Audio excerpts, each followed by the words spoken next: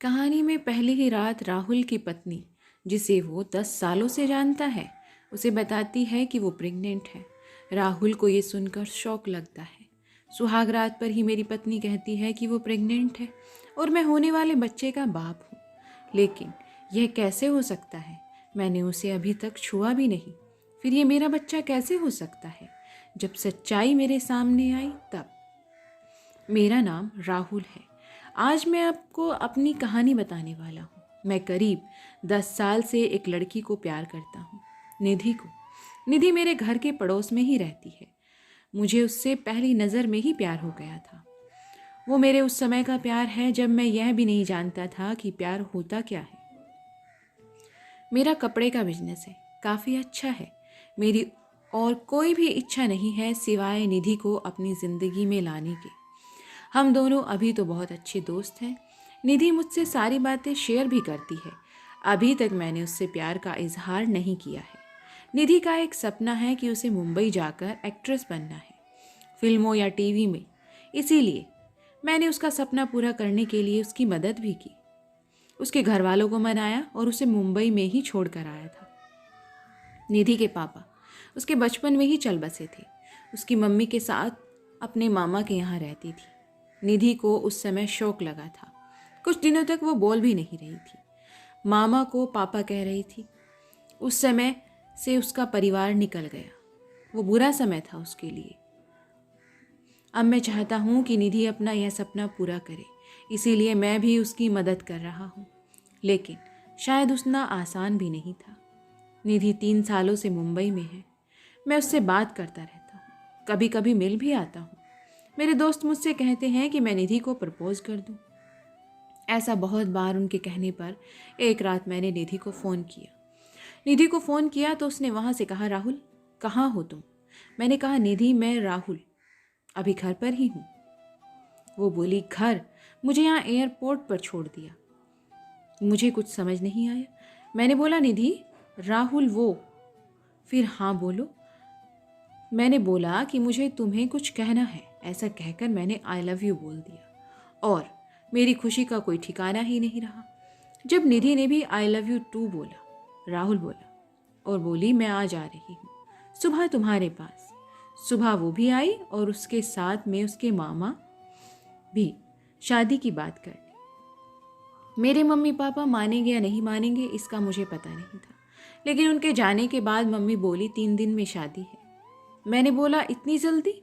Mummy का मुंह थोड़ा उतरा हुआ था। वो बोली, यह सब तुम्हें पहले सोचना था, अब तो जल्दी ही करना पड़ेगा ना। मुझे घर वालों का रिएक्शन समझ ही नहीं आ रहा था, लेकिन मैं इस बात से ज़्यादा खुश था कि मेरी शादी निधि से हो रही है। शादी क्यों हो रही है जल्दी में इसका मुझे नहीं पता था, लेकिन मैंने मना नहीं किया। शादी को अभी 3 दिन हुए थे। मुझे निधि की आंखों में अलग सा प्यार दिखाई दे रहा था। मैंने ऐसा तो पहले कभी नहीं देखा था। हमारी शादी हो गई। शादी की पहली रात सुहाग रात। मुझे यकीन ही नहीं हो रहा था कि ये सब सच है। निधि बिस्तर पर थी।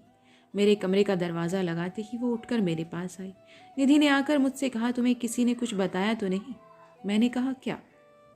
निधि बोली, मैंने मना किया था कि तुम्हें नहीं बताए। मैं खुद तुम्हें आज बताना चाहती थी। और फिर उसने जो बताया वो सुनकर मेरे सर पर आसमान गिर गया। वो बोली कि मैं प्रेग्नेंट हूँ और बच्चा मेरा है। और यह बोलते ही वक्त उसकी आंखों में आंसू थे। यह बोलकर वो गले लग गई। लेकिन यह कैसे हो सकता है? यह पहली बार था जब हम लोग गले लग रहे थे, तो यह बच्चा मेरा कैसे हो सकता था? और निधि मुझसे झूठ क्यों बोल रही है? उस रात को निधि मेरे कंधे पर सोई और न जाने क्या क्या बातें करती रही। पर मेरा तो बुरा हाल था।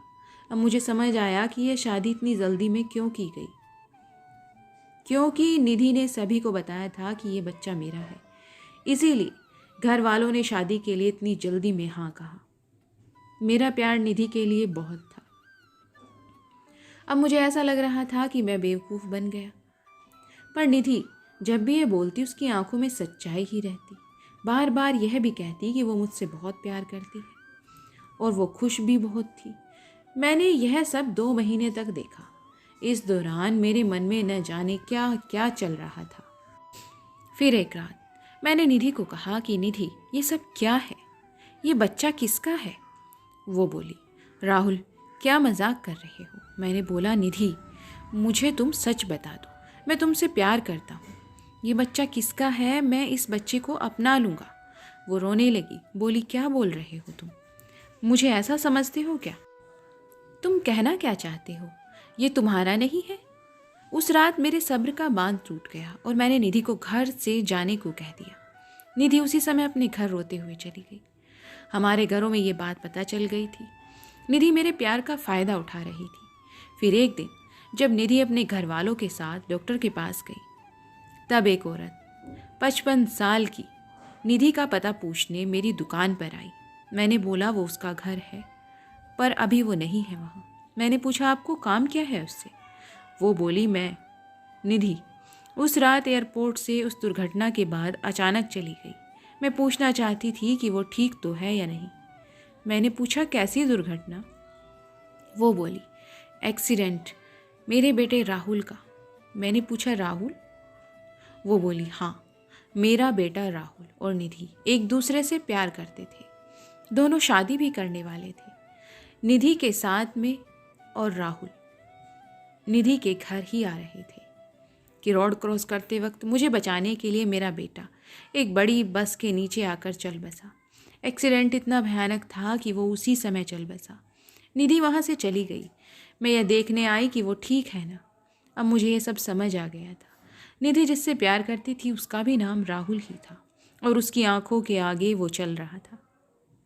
इस बात से उसको इतना सदमा लगा है कि वो इसे मानने को तैयार ही नहीं। वो इस सदमे में है और मुझसे ही राहुल मान रही है, जैसे बचपन में अपने मामा को पापा मान रही थी। इसीलिए उसकी आंखों में सच्चाई दिखाई दे रही थी। मैंने भी ठीक उसी समय उसे फ़ोन किया और प्रपोज़ कर दिया।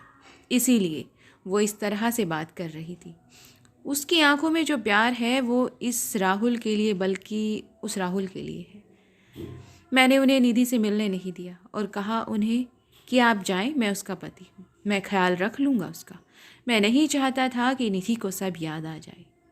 निधि जब घर आई तो मैं उसके पास वापस गया। मैंने बोला, निधि सॉरी।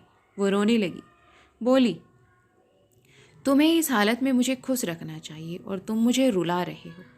उसका रोता देख मुझे भी रोना आ गया। निधि की इस हालत पर मुझे समझ नहीं आ रहा था कि मैं क्या करूं। निधि को मैं झूठा कह रहा था, लेकिन मुझे ये नहीं पता था कि वो सच को सच मान रही है। मैंने निधि को मनाया और अपने साथ वापस ले आया। अब मैं उसे अकेला नहीं छोड़ सकता। मैं जानता हूँ वो मुझसे नहीं उस राहुल से प्यार करती थी, लेकिन मैं तो उससे प्यार करता था और अभी उसे इस हालत में अकेला भी नहीं छोड़ सकता था। निधि मेरी भी है और उसका बच्चा भी। अब बस मैं चाहता हूँ कि निधि खुश रहे। आगे क्या करना है, कैसे उसे बाहर निकालना होगा, इस सोचने का ये विषय था। पर मुझे विश्वास है मेरा प्यार निधि को कुछ नहीं होने देगा। आपको ये लव स्टोरी कैसी लगी? अपनी राय हमें कमेंट में ज़रूर बताएं और ऐसी ही अच्छी कहानियाँ पढ़ने के लिए आप हमारे चैनल पर बने रहिए और चैनल को सब्सक्राइब करना बिल्कुल भी मत भूलें। मिलते हैं ऐसी ही कहानियों के साथ।